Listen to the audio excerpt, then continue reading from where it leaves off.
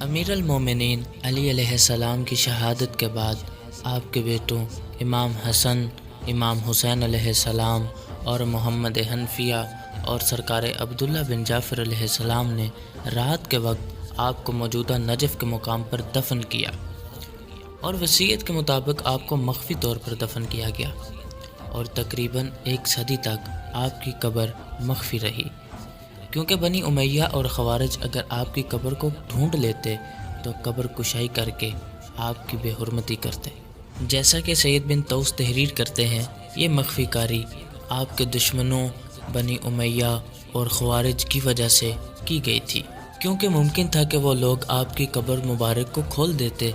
اور یہ چیز بنی ہاشم سے ان کی جنگ کا سبب بن جاتی، اور اس وجہ سے قتل و غارت کا بازار گرم ہو جاتا اور بڑا فتنہ پیدا ہوتا۔ یہی وجہ تھی کہ آپ کی قبر مبارک کو مخفی رکھا گیا۔ بنی امیہ کے زوال کے بعد آپ کی قبر کے مخفی رہنے کا سبب ختم ہو گیا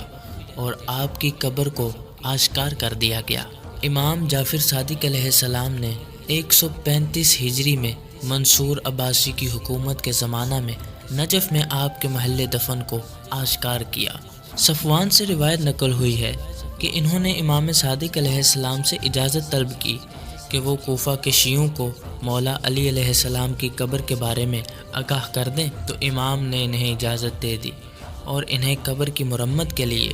کچھ رقم بھی عطا فرمائی۔ امام علی علیہ السلام کا محل دفن کئی سال مخفی رہنے کے بعد پہلی بار جب امام صادق علیہ السلام نے آشکار کیا تو فوراً یہ زیارت گاہ میں تبدیل ہو گیا،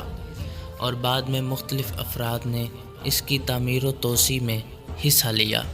2 صدی ہجری میں امام علی علیہ السلام کی قبر مبارک پر قبہ و بارگاہ کی تعمیر ہونے کے بعد سے یہ ایک پر رونق شہر میں تبدیل ہو گیا،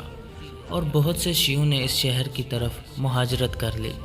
اور موجودہ دور میں حرم امام علی علیہ السلام ایک بہت بڑی اور شاندار عمارت ہے جو 4 بڑے دروازوں، 5 ایوانوں، ایک بہت بڑا صحن اور زری پر مشتمل ہے۔